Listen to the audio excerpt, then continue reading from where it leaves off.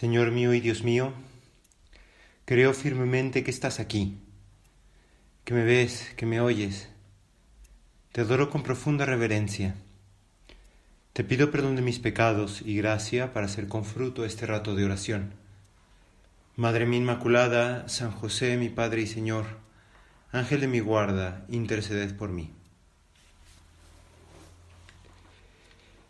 Todos los milagros de Jesús son famosos y seguro conoces bien el que nos cuenta el Evangelio de hoy.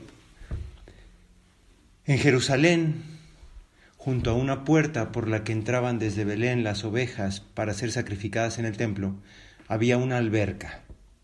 Bueno, realmente eran dos albercas. Una la usaban las personas y la otra surtía de agua a esa primera. Y la alberca se llamaba Betesda, Casa de la Misericordia. Junto a la alberca que usaban las personas estaban tumbados muchos enfermos, ciegos, paralíticos, lisiados, que esperaban que el agua se moviera para meterse, y así el primero que entraba se curaba. Jesús iba caminando, pasó por ahí, y vio a un enfermo que llevaba 38 años así, sin poder moverse. Y sabiendo cuánto tiempo llevaba así, le preguntó: «Oye, ¿quieres curarte?». Jesús caminó, vio, supo y le dio a escoger. Yo no sé qué entendió este enfermo con la pregunta de Jesús. Tal vez se ofendió. Claro que quiero curarme, pero no me puedo mover. ¿Qué no ves? Le dijo: «Señor, no tengo a nadie que me meta cuando el agua comienza a agitarse. Mientras yo ya voy, otro baja antes». Claro, al enfermo no se le podía ocurrir pedirle a Jesús su curación. Así que Jesús tomó la iniciativa. «Levántate, toma tu camilla y camina». Jesús, mientras va caminando, ve a un hombre que está desesperado y le ofrece el amor del Padre, porque para eso Jesús fue enviado. Y el Señor se curó, ese señor enfermo se curó, tomó su camilla y caminó.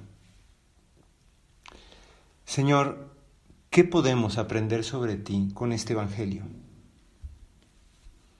Tal vez lo más fácil para ti y para mí sería decir: ya me sé este Evangelio, tengo que ser más generoso, o tal vez tengo que pedir por la curación de mi alma, o por algún pariente que está enfermo.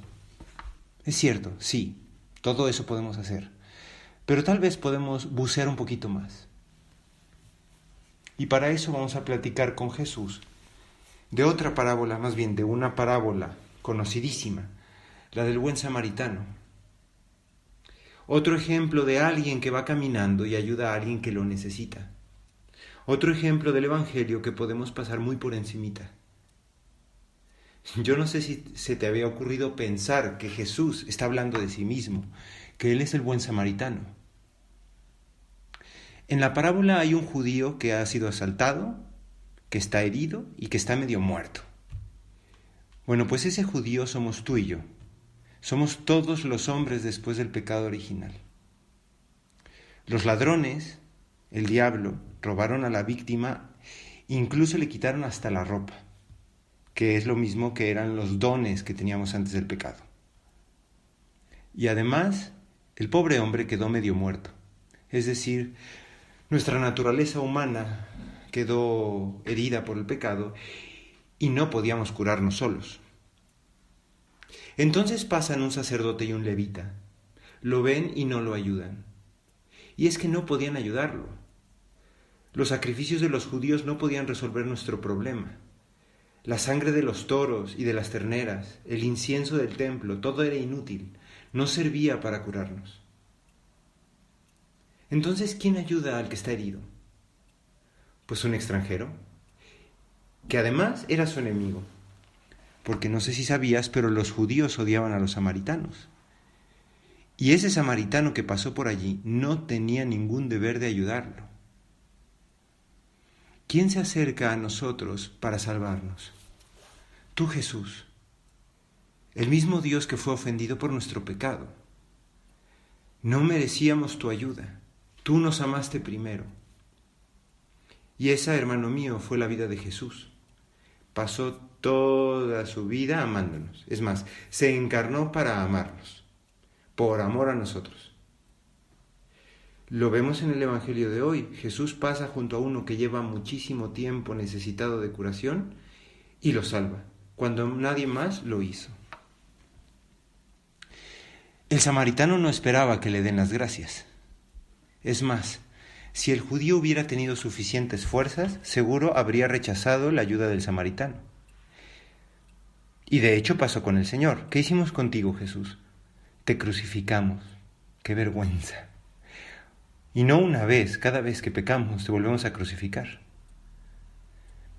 Jesús empezó la parábola diciendo que cierto hombre iba de camino. Dios no envió a un ángel a rescatarnos.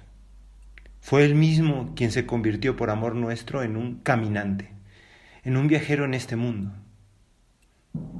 Los judíos no esperaban que el Mesías fuera un hombre como ellos, así de normalito, así de igual a ellos. Dios se hizo un extraño en el mundo que Él mismo había creado. Jesús hizo de este mundo su casa, que es tu casa y que es mi casa, y vivió igual que tú y que yo. Dios mío, tú te hiciste uno más, hasta el punto de no hacer un solo milagro para darte una ayudadita a ti mismo. Cuando el diablo te dijo, haz que estas piedras se conviertan en pan ya que tienes hambre, tú le dijiste no. Y en cambio usabas todas tus fuerzas para ir por todos lados curando y perdonando. Imagínate, ¿qué le habría pasado al judío, herido y medio muerto, si el samaritano se le hubiera ocurrido quedarse en casa? Pero no se quedó en su casa. Salió, lo encontró y vendó sus heridas y las curó con aceite y vino. Y lo subió al caballo y lo llevó a la posada. Al herido hay que hacérselo todo. No puede hacer nada por sí mismo. Jesús nos ha traído a la iglesia y Él se encarga de todo. 3 cosas encontramos en la posada. ¿Qué es la iglesia? Comida, reposo y compañía. Es decir, la Eucaristía, el sacramento de la confesión y acompañamiento espiritual. ¿Quién es el posadero? Pedro, los apóstoles, los sacerdotes. Pero también tú y yo, para nuestra familia, nuestros amigos y conocidos. Una cosa no dijo Jesús sobre el precio de cada noche en la posada. Bueno, dijo que a la vuelta lo pagaría lo que faltara, pero el precio fue toda su sangre. Jesús termina esta parábola con la siguiente invitación. Vete y haz tú lo mismo. Gran propósito, de este rato de oración. Que no haya nadie cerca de mí que pueda decir, es que no me he acercado a Jesús porque no tengo nadie que me ayude. Vamos a salir, vamos a caminar, vamos a acompañar, vamos a curar de la mano de Jesús. Jesús aprendió en la práctica a estar pendiente de los demás por su madre, por su mamá, por nuestra mamá, por la Virgen. Cada vez que tú y yo la vemos a la Virgen, está pegada al dolor y está pegada a quien lo necesita, visitando y cuidando a Isabel, su prima, cuando va a tener a Juan, pidiendo un milagro a Jesús por los recién casados que se habían quedado sin vino, junto a la cruz. Madre mía, mamá, ayúdanos a aprender a estar al pendiente de los demás. Te doy gracias, Dios mío, por los buenos propósitos, afectos e inspiraciones que me has comunicado en esta meditación. Te pido ayuda para ponerlos por obra. Madre mía Inmaculada, San José, mi Padre y Señor, Ángel de mi guarda, interceded por mí.